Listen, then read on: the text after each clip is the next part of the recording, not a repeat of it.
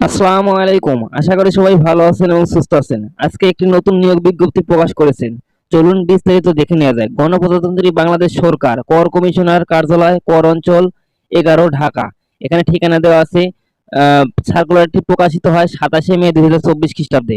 নিয়োগ বিজ্ঞপ্তি এখানে উল্লেখ করা আছে, অভ্যন্তরীণ সম্পদ বিভাগ, শাখা 3, আয়কর, স্মারক নাম্বার এত, তারিখ এত এবং জাতীয় রাজস্ব বোর্ডের স্মারক এত, 1-10-22 অনুযায়ী প্রাপ্ত ছাড়পত্রের ভিত্তিতে কর অঞ্চল 11, ঢাকায় সৈন্যপদে বিধি মোতাবেক 28শে এপ্রিল 2023 তারিখে পত্রিকার মাধ্যমে নিয়োগ বিজ্ঞপ্তি প্রকাশ করা হয়।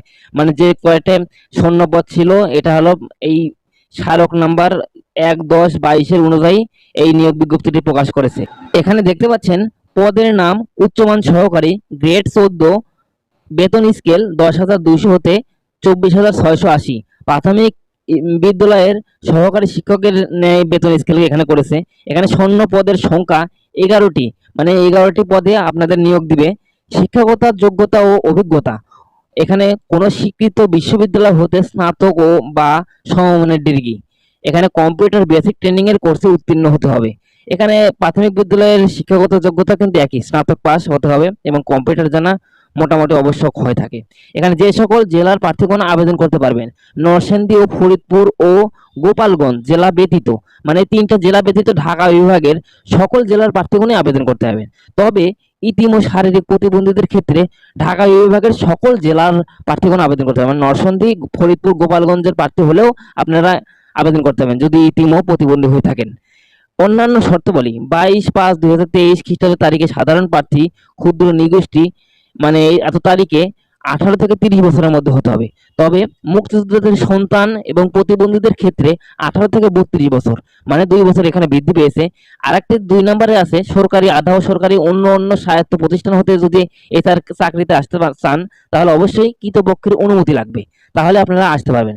এখানে আবেদনের তারিখ শুরু হয়েছে 3 জুন থেকে শুরু হয়েছে এবং আবেদনের শেষ তারিখ 23শে জুন 2024 পর্যন্ত আপনারা আবেদন করতে পারবেন। এখানে আবেদনের নিয়মাবলী দেওয়া আছে। এখানে অবশ্যই এসএমএস এর মাধ্যমে আবেদন করতে হবে অনলাইনে। এখানে টেলিটক সিম দ্বারা এসএমএস করতে হবে এবং যে ইউজার আইডি এবং পাসওয়ার্ড দিবে সেই অনুসারে অ্যাডমিট কার্ড নিয়ে পরীক্ষা কেন্দ্রে যেতে হবে। এখানে এটাই উল্লেখ করা আছে প্রথম এসএমএস এবং দ্বিতীয় এসএমএস কিভাবে দিবেন এবং অ্যাপ্লিকেশন কপিগুলো কিভাবে সংগ্রহ করবেন। এখানে প্রার্থীর যোগ্যতা বাছাই, সাধারণত প্রার্থীর সকল শিক্ষাগত যোগ্যতার সনদপত্র নিয়ে যেতে হবে, নাগরিকত্বের সনদপত্র নিয়ে যাওয়া লাগবে এবং অন্যান্য কোঠা কোঠা যদি আপনারা ওখানে উল্লেখ করতে চান তাহলে অবশ্যই প্রমাণস্বরূপ সেই সনদপত্র নিয়ে যেতে হবে এবং প্রথম শ্রেণীর গেজেটকৃত চারিত্রিক সনদপত্র লাগবে, জাতীয় পরিচয়পত্র লাগবে এবং অনলাইনের যে অ্যাডমিট কার্ড মানে অ্যাপ্লিকেশন কপি এটা আপনার নিয়ে যেতে হবে অবশ্যই। এখানে 6 নাম্বার কলামে লেখা আছে যে কোনো কারণ দর্শানো ব্যতিরেকেই নিয়োগকারী কর্তৃপক্ষ বা আবেদন বাতিল করতে পারে। নিয়োগ সংক্রান্ত যে কোনো বিষয়ে নিয়োগকারী কর্তৃপক্ষের সিদ্ধান্ত চূড়ান্ত হবে বলে গণনা করে শেষ তারিখ ও সময়ের জন্য অপেক্ষা না করে হাতে যথেষ্ট সময় নিয়ে আবেদন করার আহ্বান করা যাচ্ছে। এই আসসালামু আলাইকুম, ধন্যবাদ।